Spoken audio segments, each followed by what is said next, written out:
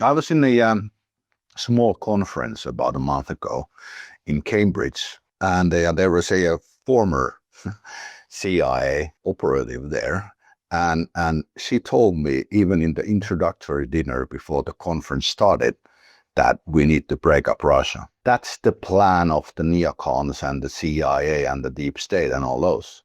In It's 2025, they still want to break up Russia. yeah. Yeah, they wanted. There was two other neocons there, and one of the main points of or main ideas of the conference was to learn what they are aiming at. And what we learned was that there is no end point to this war. They really want a perpetual war, and they want to break up Russia.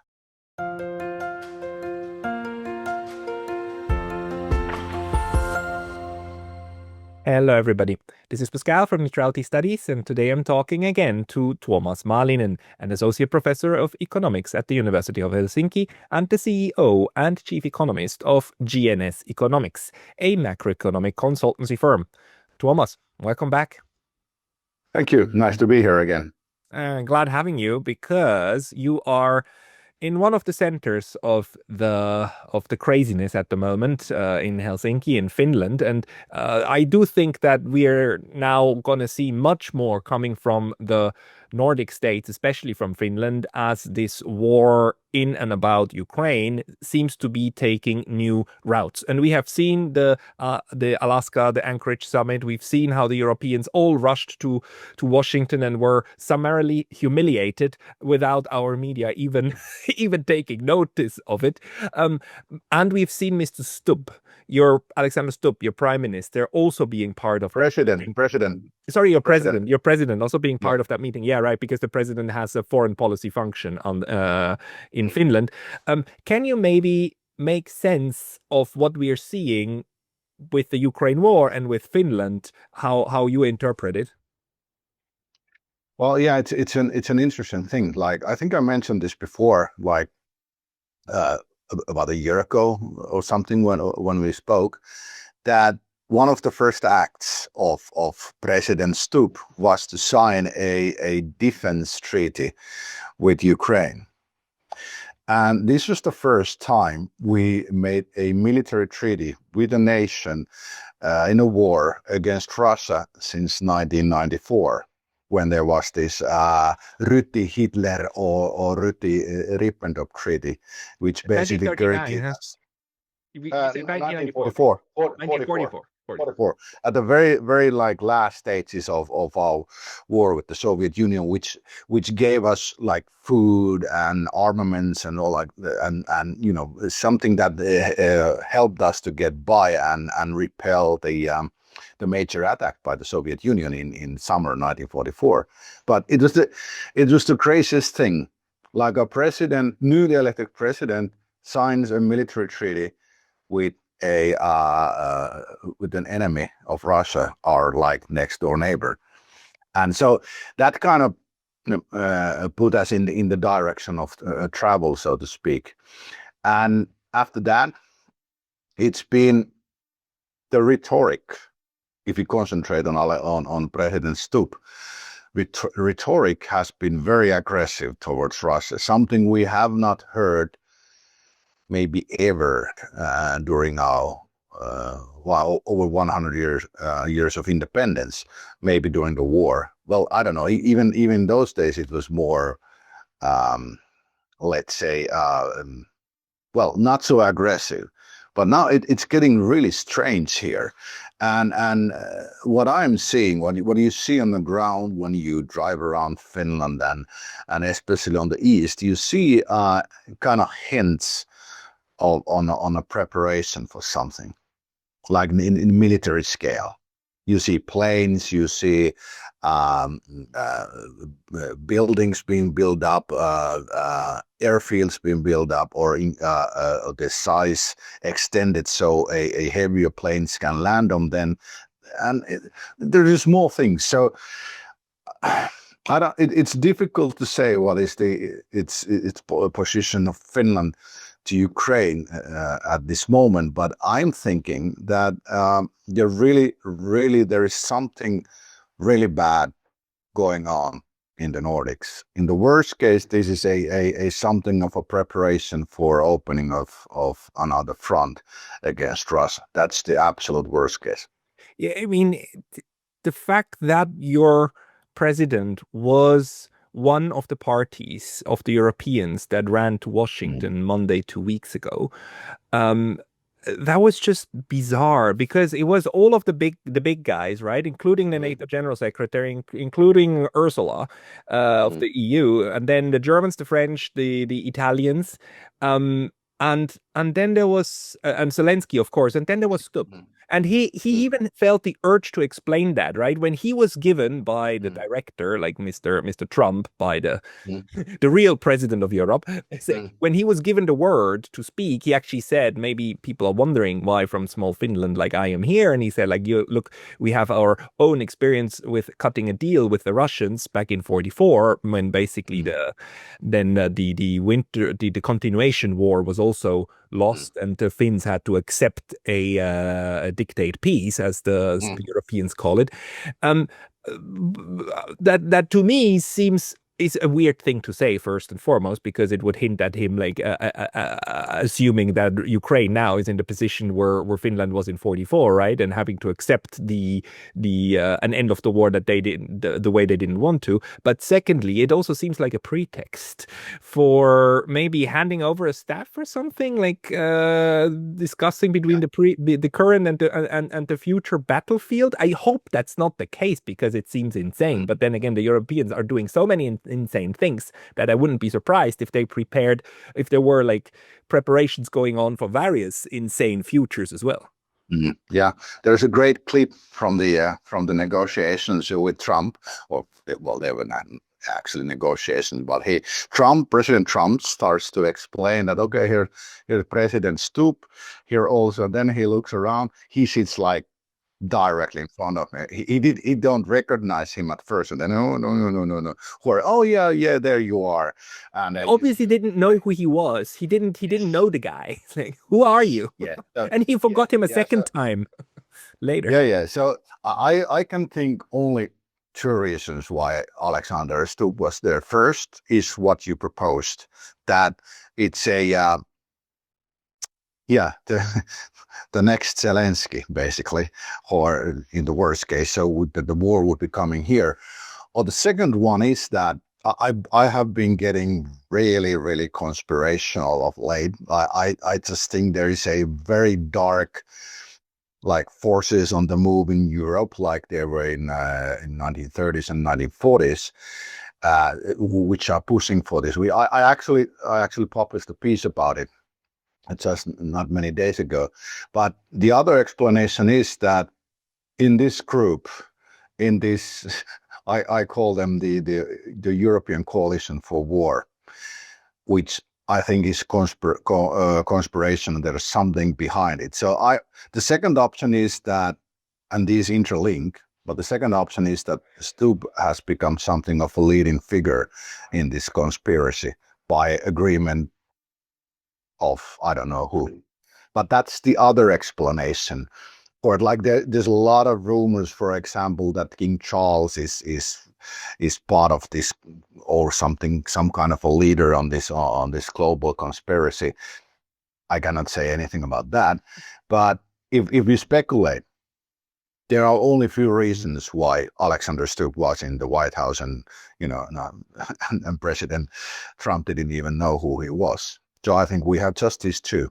So the first is yours, like you said, that it's a preparation, passing of the torch, or then he's some kind of a leading figure on this European Coalition for War, which wants another, which wants another European war. Because his explanation that he gave during that meeting, that Finland has experience in dealing with the Russians and coming to a peace agreement, makes no sense in the context of what the Europeans want, right? The Europeans it's utterly clear, want to continue. They were there in Washington to convince Trump not to give in to any kind of maybe behind the scenes, I mean, talks with Vladimir Putin in Anchorage, right? So it's what he said why he is there is the opposite of what the Europeans are trying to do, to achieve. On the other hand, Finland, of course, has, I think, of all the EU states, it has the longest land border with Russia.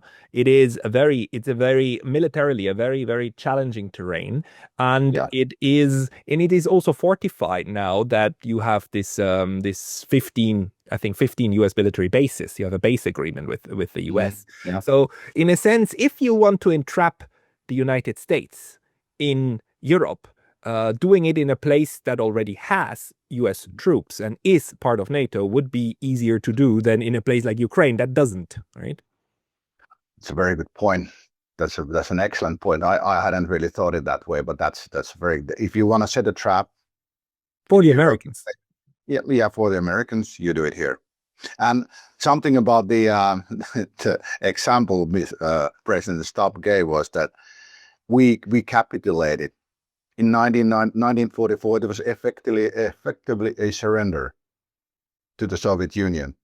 We even allowed an Allied monitoring force, which is basically a Soviet monitoring force, to come to Finland and dismantle our military and make sure that we did everything they wanted.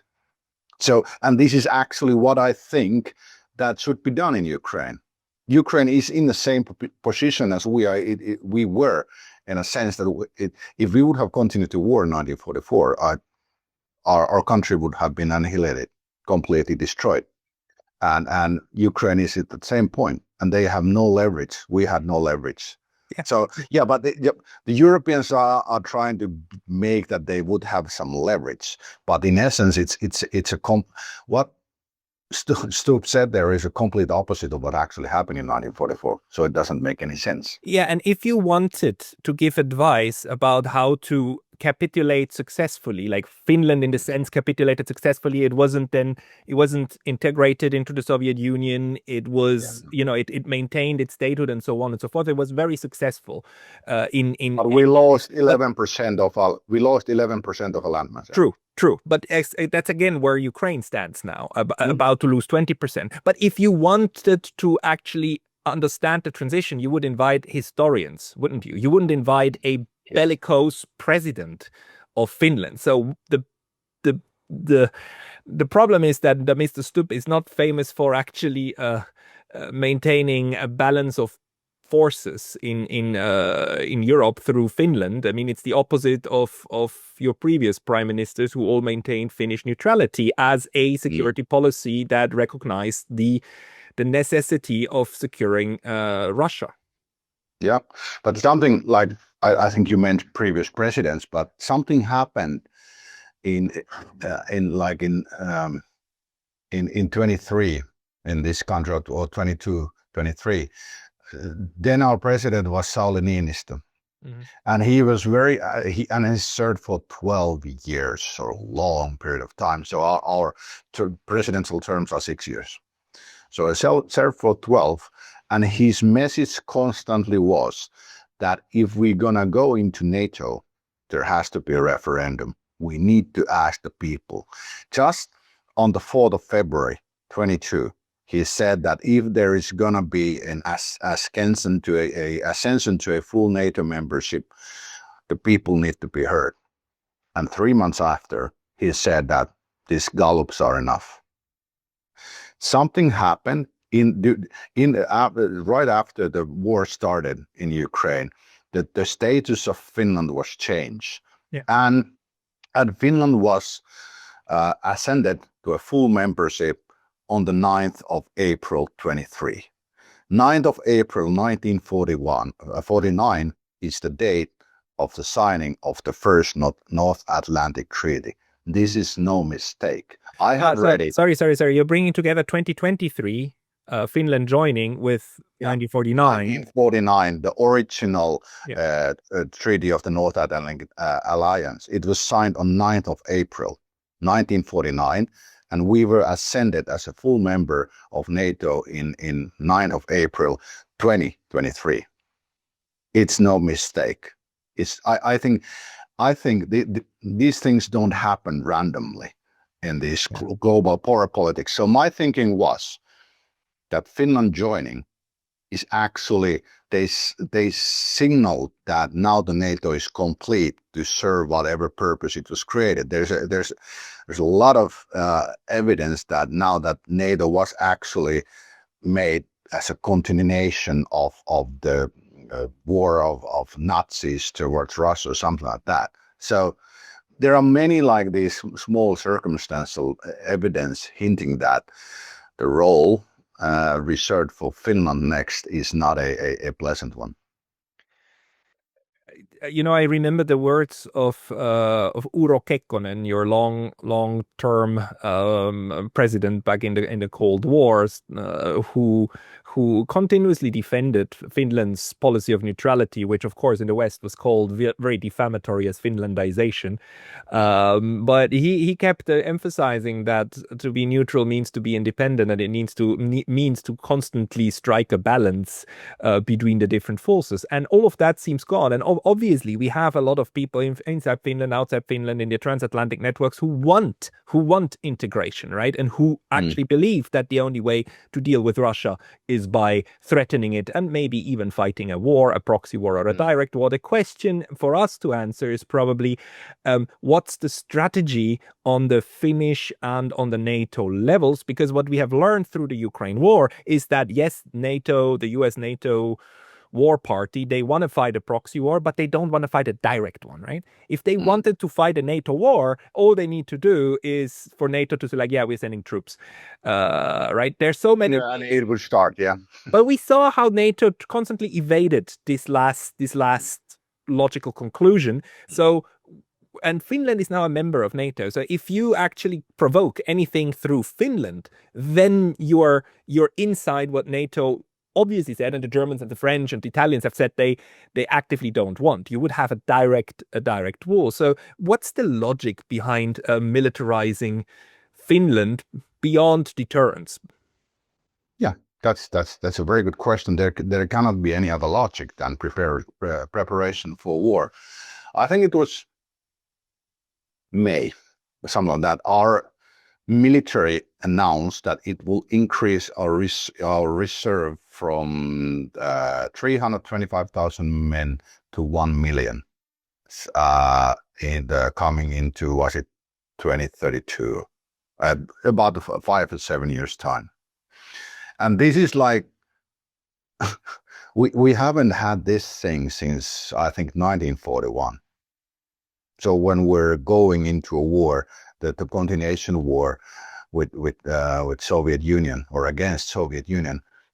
So this is a clear sign of preparation. If you're gonna make peace, you don't need 1 million, 1/5 of the population in arms. You don't need that. You only do that as a preparation for war. So these are these small things everywhere hinting that like we are next.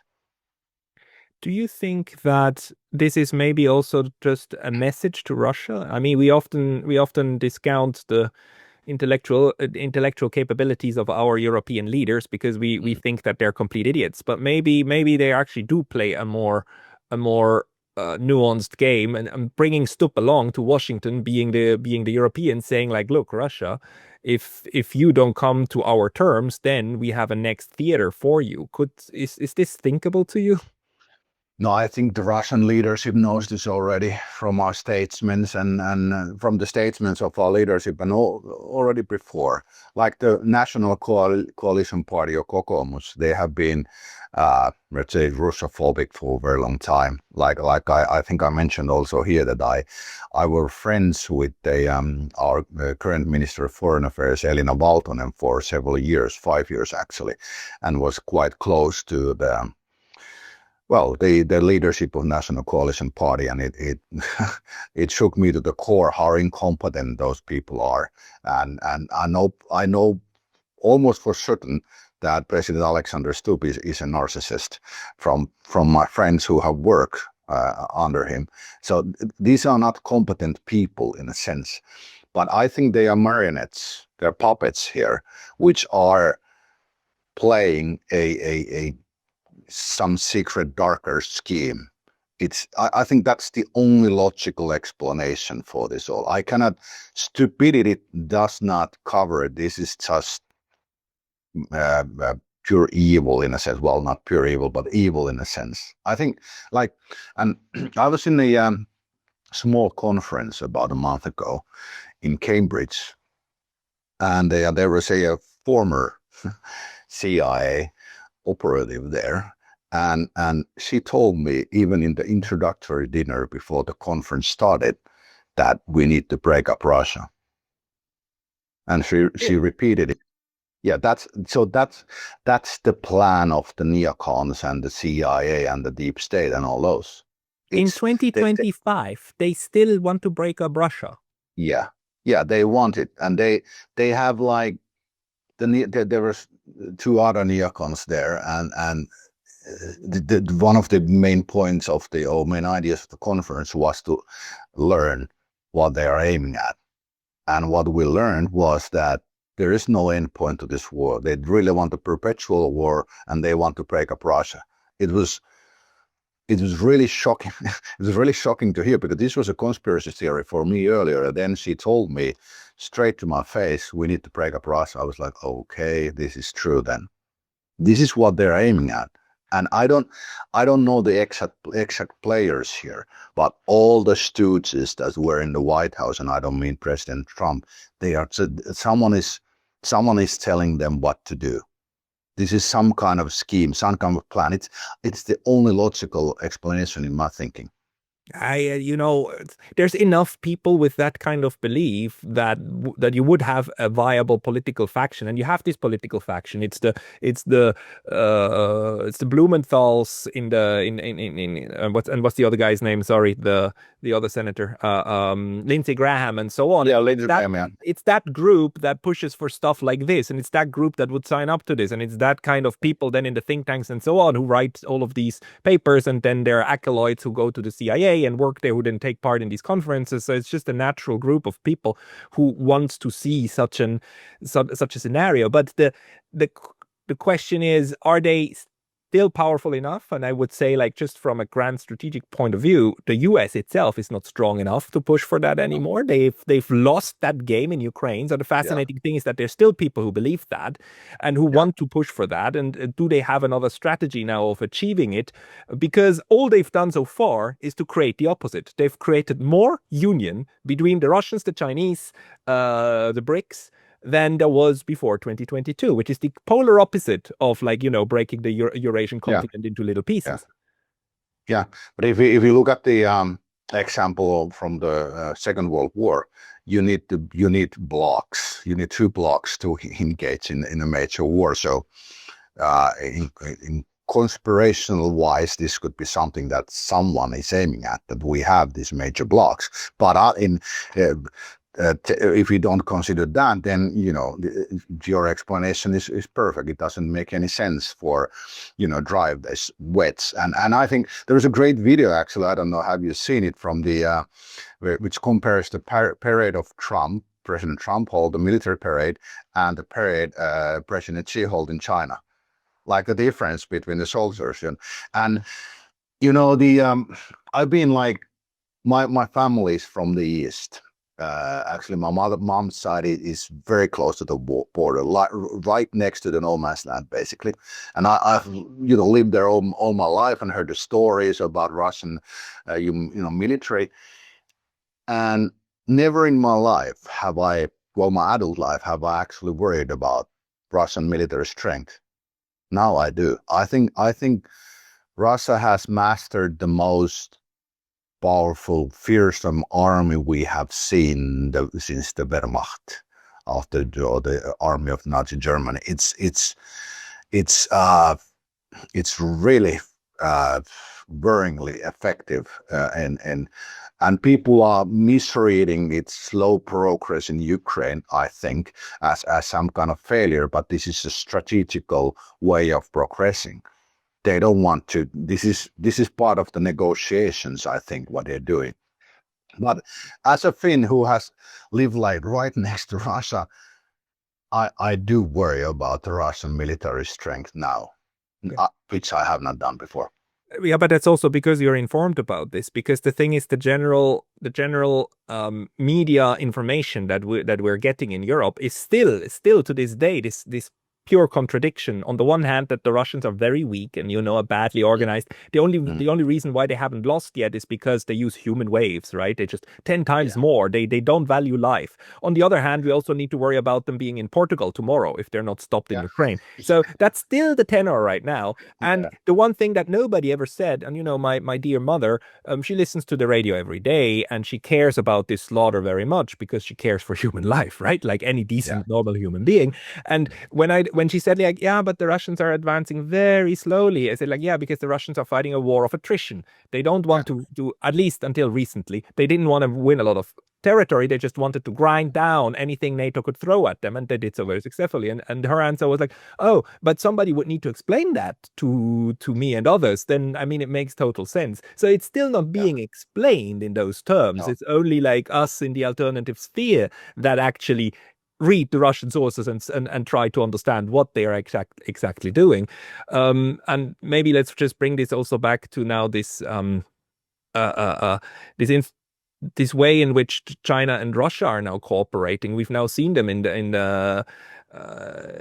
Tianjin, right, and in Beijing. The changes in the way that non-European and non-transatlantic actors cooperate is also changing frighteningly fast, isn't it? From a European view.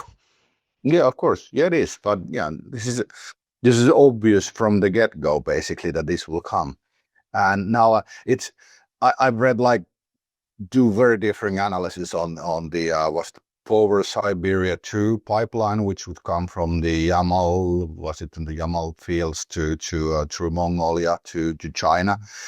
Some energy analysts write that this is the end of Russian gas and oil in Europe, at least which are not shipped through, through from China through the rest of the world or rest of the seas. And so we see this major cooperation, but I think it's Russia and North Korea more and India and Iran are even more tightly like come together than China and Russia. I think China and Russia have something of opposing views on certain things, but this is of course bloc formation all the time. And did you hear about I read from I think 2 or 3 sources that President Trump would have called Indian Prime Minister several times, like last week or before the week before that, and no, I forgot his name, but he would have declined the calls. Yeah, yeah, and he would have declined the calls. Yeah. This is like heavy stuff. It's just the U.S. president calls and you don't pick up as a Yeah. president of a developing nation or a prime minister, and then it's just. No, the world order really shaking before our Yeah. feet. And he basically, Trump just blew up the entire last 10, 15 years of foreign policy with India because they were, of course, trying to instrumentalize India to be used against China in the Pacific. That's why why we renamed the entire region to Indo-Pacific. That's a US term in order to wrestle it away from from like the East and South China Sea and so on and so forth. So, and this is all was blown up through these stupid tariffs. And it's just quite fascinating. And this whole strategy in the Pacific that was built up for Pacific and for China was sacrificed on the altar of Ukraine in order to somehow put pressure on Russia, which the Indians just didn't take anymore. It also speaks volumes to the new self-understanding of India and the global South. Yeah, it does. It changes a lot because India understand, and with Russia and China and those there are actual partners. Mm-hmm. With US, the role would be that of a slave or a servant, and they don't want it. So of course, you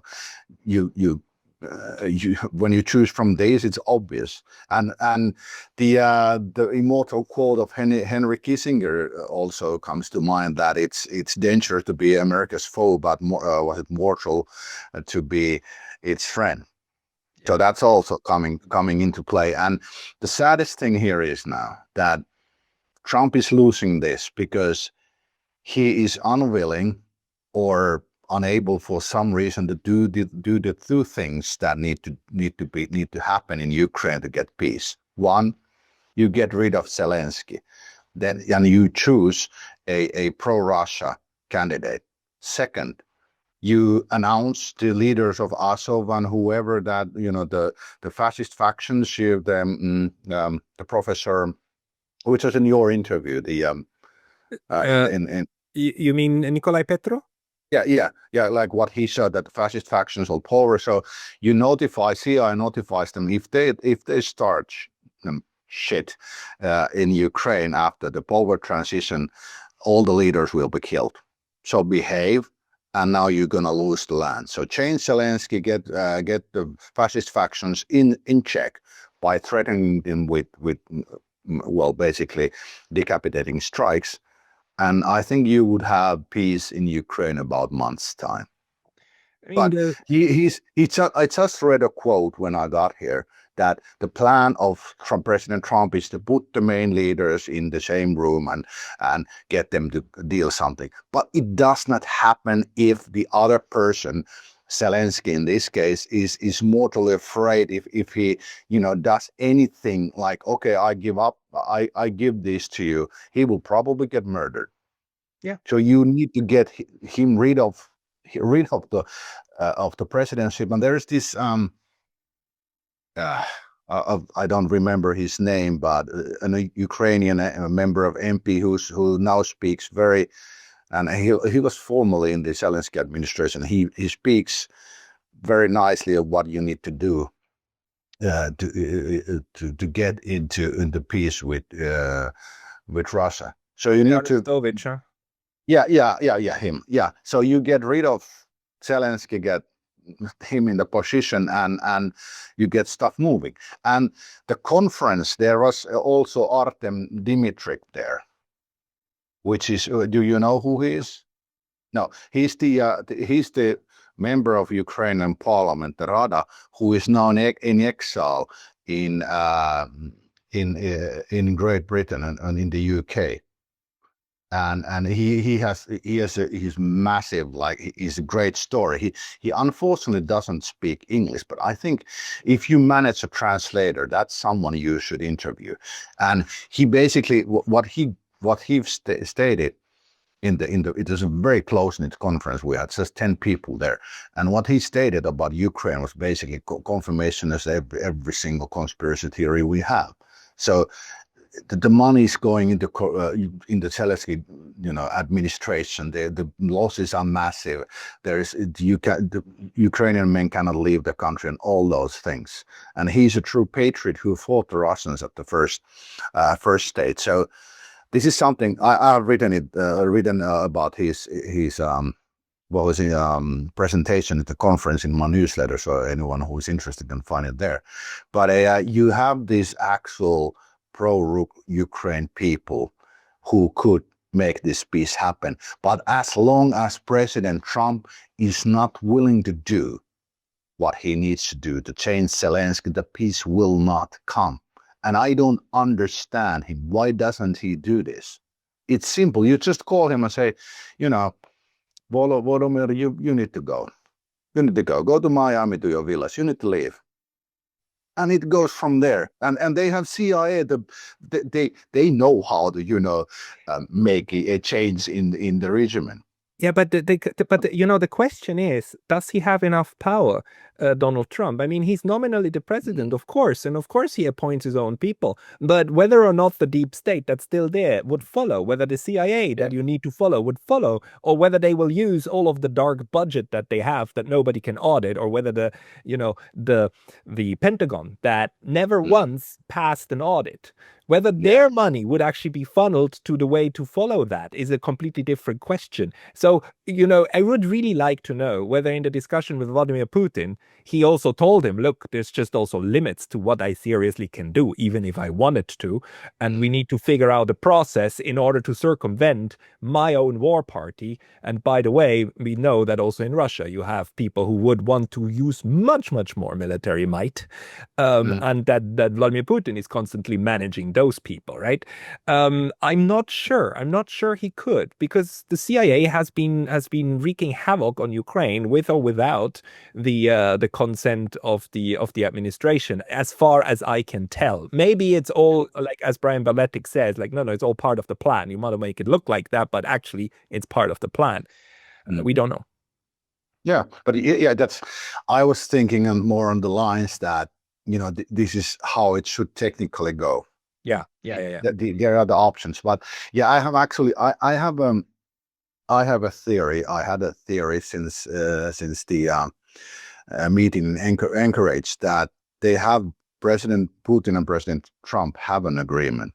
It was in two parts. First is that I think President Putin laid down the law of the land, so to speak, and their plans and their threats, and what are they willing to do if if peace is not found in Ukraine. And one thing we have to remember about President Putin is that he's a mediocre leader. I mean, well, he's a good leader, I think, but he's he's between the liberalists and the Russian hardliners. Yeah. He's a center. He's a central center. Yeah, center. Right? That's the word. He's a center leader, but he cannot keep the pressure from the hardliners forever. Especially when the Ukrainian strikes to Russia are getting more and more painful. And they have a plan to capitulate, to utterly push Ukraine to its knees. They have it. Of course they have it. Russian, they have fought many wars. So I think after the Anchorage meeting, first thing happened, and well, there are several accounts saying that President Trump and his entourage came out of the meeting looking pale and like shell-shocked. So I think just, there was like, Putin told them what is going to happen.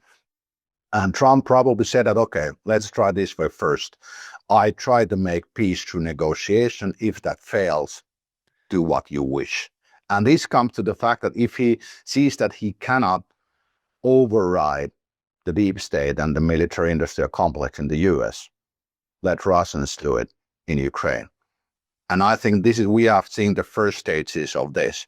The risk of that is, of course, European boots on the ground and all that. But I don't think we have a lot of options. I think it was in April or March, I posted the video on YouTube speaking first to President Trump and then to President Putin. And I said, if President Trump is unable to find a path to peace, President Putin, you need to push Ukraine to capitulate, to save Europe.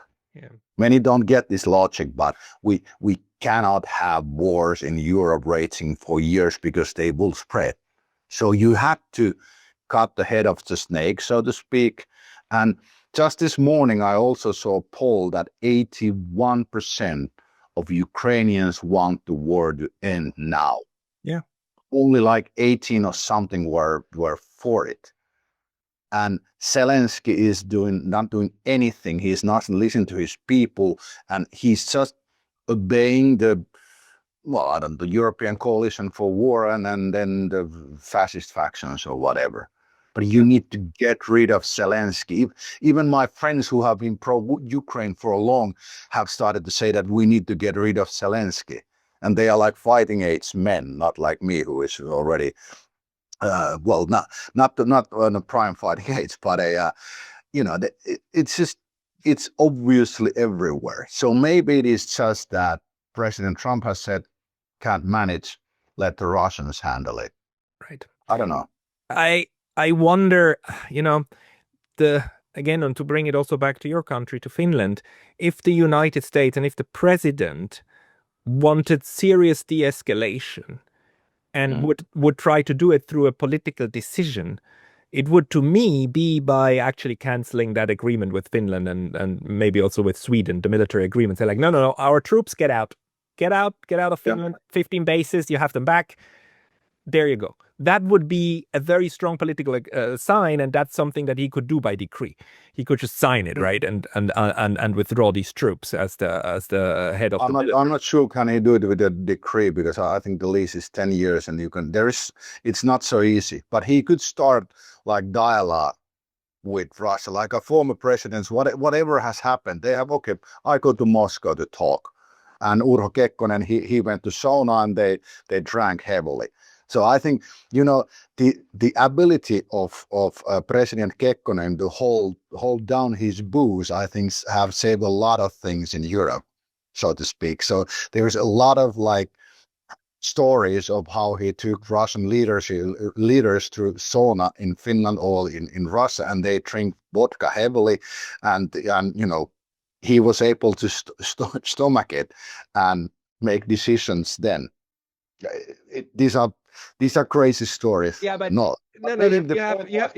diplomacy has been our greatest strength for a long time. Yeah, but diplomacy in Europe is at the lowest point in like the last 600 years, I would say. I mean, it's in the grave. Yeah. It's so reviving European diplomacy is maybe the most important task we have the next 20, 30 years going forward. But right now, it's not only brain dead. I mean, we at this point we need a voodoo spell to bring it back. Yeah. What do you think, though? Maybe to also wrap it up, what's the signaling that you're finding in Finland at the moment about the future? If you compare 2025, the mood in Finland, with, let's say, 2022, right after Ukraine, did the general fear and panic over Russia go down, go up, or where is Finland's general mood at the moment? It has gone down, and there is a doubt is growing. No one trusts our government. Very few seem to trust to our president. Of course, there's these, hardliners and hard factions, which or let's say pro Finland factions that think that this is a good thing. But when I talk to my close circle, doubt is growing. But there's also fear that war is coming and they cannot stop it. But at this point, I would say that it's still rather far away that you would get Finns to accept a war. You would need a massive false flag on Finnish soil to turn it, and that's kind of my fear. So when in 1939 there was a shot in Mainila, which was the false flag of Soviet Union that started the Winter War. And now I fear that we are approaching a NATO false flag in Finland, because that's the only way to get the Finns to fight against Russians. Otherwise, it could not happen. But the warmongering, this continues unabated in our media and everywhere. There's like this. Even from the Anchorage meeting, there was I didn't read a single positive note, which is quite unheard of. Like before, when I was young, that the Soviet leaders, we of course laugh about them a bit, but these great things, they were the big negotiations with Reagan and all that. They were really covered with as much neutrality and Finlandization as possible. Now it's a complete opposite. So, so the media and our leadership are pushing us into a conflict, but the people have started to push back. Finns simply don't want a war. That's a fact. No, but we know there's also a majority of Ukrainians didn't want the war. A majority of Ukrainians elected Zelensky in order to make peace. But the goddamn war faction in NATO, these transatlanticist networks, they managed to push everybody into these bayonets. So the question is probably with Finland, whether there's enough crazy people within these goddamn networks who will think that if we push Finland, because it's a NATO member, once we have the false flag, the war will start, and then because it's a NATO member, everybody has to come, including the Americans, in order to honor Article 5. it's either that or the whole NATO is dead, right? Because that's going to be the moment. If America doesn't come in that moment, then NATO is flat out dead. But you might want to sacrifice Finland on that altar, the way that Ukraine was an altar for like the previous step. I mean, it is a horrible idea, but I wouldn't be surprised if we had strategic thinkers in NATO who would entertain such thoughts. So they surely will, and it's that's a worrying thought. Well, one thing came to mind that I don't know, have you done it, but you could probably do a piece on the history of Japan, like how few military leaders got them into a war, which was very destructive, which only ended at the use of 2A bombs, nuclear bombs in Japanese. So that would be a good example, because that's what we are seeing everywhere, also in Finland, and the NATO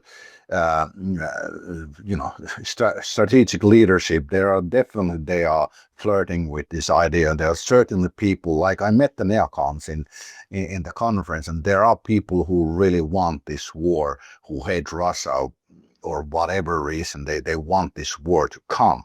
And it's just us ordinary people are the ones who need to push back, because it's effectively our lives on the stake. Yeah. The thing that we can learn about the Japanese case is how the militarists can be a small group, but they can push everybody into their graves because they need everybody and they don't want to fight themselves. So they keep doing that. And that's not to excuse what Japan did. It's just to say, like, a fractured political process can actually help these ultra-violent bastards to have their way and string everybody else along, because you eliminate the other options by then making sure the other one will also use weapons, right, in order to defend themselves, which they do.